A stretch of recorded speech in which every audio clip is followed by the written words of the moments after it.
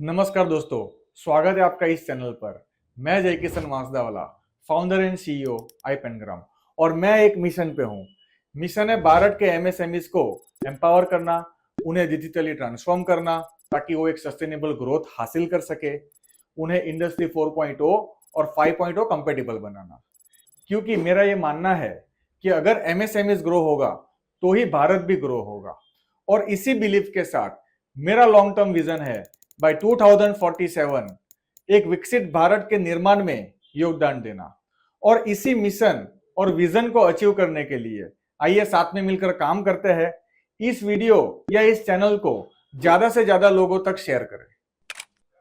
आज हम बात करने वाले हैं इंडस्ट्री 4.0 के बारे में। तो क्या है इंडस्ट्री 4.0? इंडस्ट्री 1.0 से इंडस्ट्री 5.0 तक की जर्नी, और अभी से आने वाले भविष्य में इंडस्ट्री 5.0 क्या इंपैक्ट लाएगा फ्यूचर जॉब्स और बिजनेस में। आइए समझते हैं, देखते हैं इस वीडियो में। अगर आप टेक्नोलॉजी, इंडस्ट्री, एआई और फ्यूचर जॉब्स में दिलचस्पी रखते हैं तो यह वीडियो आपके लिए है।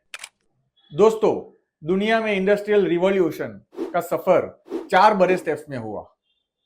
सबसे पहले इंडस्ट्री 1.0, जिसे हम स्टीम इंजन या पहली औद्योगिक क्रांति के नाम से भी जानते हैं, जो करीब करीब 18वीं सदी में हुआ था। दोस्तों, आपको याद है स्टीम इंजन? जी हाँ, स्टीम इंजन का आविष्कार करीब करीब वही समय में हुआ था, एंड उसका नतीजा ये था कि मशीनें काम करने लगी, उत्पादन तेजी से बढ़ा, कपड़ा उद्योग, रेलगाड़ियां और फैक्ट्रियां तेजी से काम करने लगी, जो अपने आप में एक बहुत बड़ा माइलस्टोन था, और इसी ने इस औद्योगिक क्रांति की नींव रखी। फिर हुआ इंडस्ट्री 2.0, जिसे बिजली या मास प्रोडक्शन से भी जानते हैं, जो करीब करीब 19वीं सदी के अंत में इसकी शुरुआत हुई। बिजली और बल्ब, जी हाँ, उसका आविष्कार भी वही समय के आसपास हुआ था, जिससे जो फैक्ट्रियां सिर्फ दिन में चलती थी वो 24 आवर्स चलने लगी। असेंबली लाइंस की शुरुआत हुई, प्रोडक्शन तेजी से बढ़ा, डिमांड और सप्लाई दोनों बैलेंस होने लगी, और मास प्रोडक्शन संभव हुआ। जानते इसका नतीजा क्या निकला? आइए समझते हैं।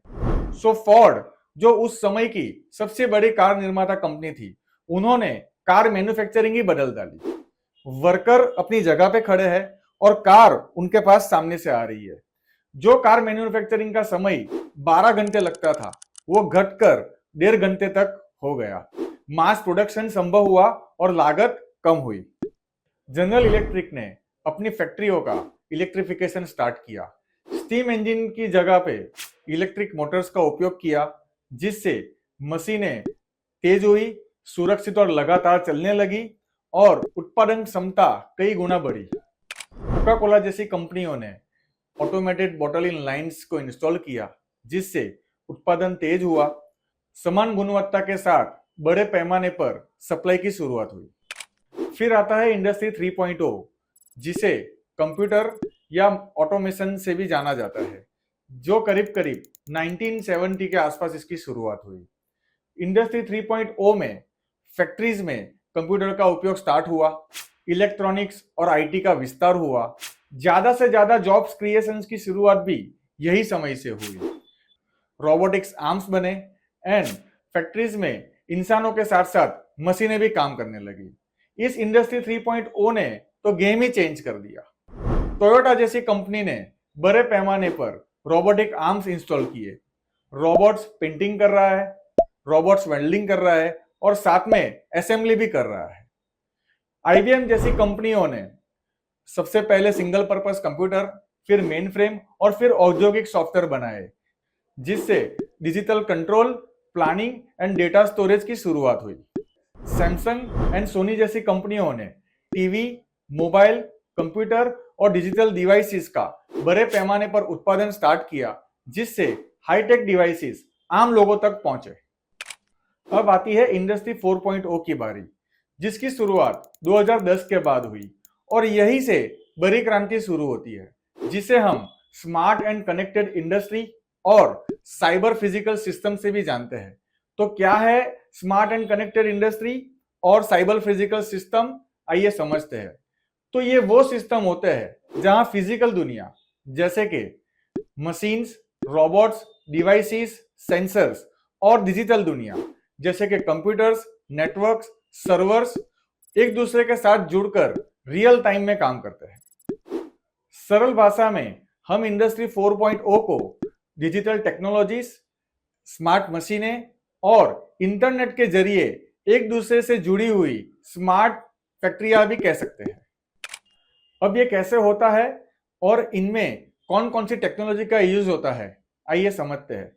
तो जब हम बात करते हैं स्मार्ट एंड कनेक्टेड इंडस्ट्री, तो ये आईओटी के बिना संभव नहीं है। आईओटी, जिसे हम इंटरनेट ऑफ थिंग्स से भी जानते हैं, जिसमें मशीन एक दूसरे से बात करती है और डेटा भी शेयर करती है। फिर आता है एआई और मशीन लर्निंग, जिसमें मशीनें सीखती है और फैसले भी लेती है। फिर आता है बिग डेटा। बिग डेटा में जहां पे डेटा भारी मात्रा में इकट्ठा होकर उसका विश्लेषण किया जाता है, जिससे प्रोडक्शन बेहतर हो। क्लाउड कंप्यूटिंग, जहां पे डेटा प्रोसेस होता है और स्टोर होता है। रोबोटिक्स, स्मार्ट रोबोटिक्स मशीनें जो इंसानों के साथ मिलकर काम करती है। 3D प्रिंटिंग, जिसमें डिजाइन से सीधे प्रोडक्ट का निर्माण होता है। फिर आता है AR VR, जिसे हम ऑगमेंटेड रियलिटी और वर्चुअल रियलिटी से भी जानते हैं, जिसमें आभासी दुनिया और वास्तविक दुनिया दोनों एक दूसरे के साथ जुड़कर इमर्सिव और डिजिटल एक्सपीरियंस देती है। अब आइए समझते हैं प्रॉब्लम्स एंड फायदे इंडस्ट्री 4.0 से। इंडस्ट्री 4.0 से जो फायदे हुए, जिसमें ह्यूमन एरर्स कम हुई, उत्पादन तेजी से बढ़ा, कस्टमाइज प्रोडक्ट बनने लगी, लॉजिस्टिक्स एंड सप्लाई चेन बेहतर हुई। लेकिन प्रॉब्लम्स भी है। कई लोगों को लगने लगा कि मशीनें इंसानों की नौकरियां ले लेगी, या इंडस्ट्री 4.0 के लिए भारी तकनीकी स्किल की जरूरत पड़ेगी। अब आते हैं भविष्य पर, जिसे हम कहते हैं इंडस्ट्री 5.0। तो क्या है इंडस्ट्री 5.0, उसकी शुरुआत कब से हुई और वो कैसे अलग है इंडस्ट्री 4.0 से। इंडस्ट्री 5.0 की शुरुआत करीब करीब 2020 से स्टार्ट हुई। इंडस्ट्री 5.0 में फोकस मशीनों पे नहीं, बल्कि मशीनें और इंसानों की साझेदारी पर है। जैसे कि इंडस्ट्री 4.0 में ऑटोमेशन एंड मशीन सेंटर था, जबकि इंडस्ट्री 5.0 जो है मशीन एंड ह्यूमन के कोलैबोरेशन पे, पर्सनलाइजेशन पे एंड सस्टेनेबल और इको फ्रेंडली मैन्युफैक्चरिंग पे। अब समझते हैं इंडस्ट्री 5.0 की टेक्नोलॉजीज, जिसमें सबसे पहले आता है कोबॉट्स, जिसे हम कोलैबोरेटिव रोबोट्स भी कहते हैं, जिसमें इंसान और मशीन एक दूसरे के साथ में काम करती है। एआई, लेकिन ह्यूमन कंट्रोल के साथ, जिसमें एआई फैसले लेगा लेकिन अंतिम कंट्रोल ह्यूमन के पास रहेगा। फिर आता है हाइपर पर्सनलाइजेशन, जिसमें ग्राहक अपनी मर्जी की प्रोडक्ट खुद डिजाइन करेगा। और लास्ट में ग्रीन मैन्युफैक्चरिंग, जिसमें ऊर्जा बचाने वाली एंड इको फ्रेंडली फैक्ट्रियां। दोस्तों, इंडस्ट्री 5.0 क्यों जरूरी है? दुनिया को सिर्फ फास्ट प्रोडक्शन नहीं चाहिए, बल्कि उन्हें सस्टेनेबल प्रोडक्शन चाहिए। मशीनें इंसानों की जगह नहीं लेगा, बल्कि उन्हें एम्पावर करेगा। Creativity, innovation and human touch वापस आएगा। दोस्तों, ये थी इंडस्ट्री 4.0 की कहानी और इंडस्ट्री 5.0 का भविष्य।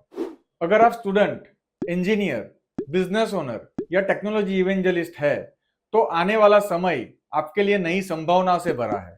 अगर आपको यह वीडियो पसंद आया तो लाइक करिए, अपने दोस्तों में या अपने नेटवर्क में शेयर करिए।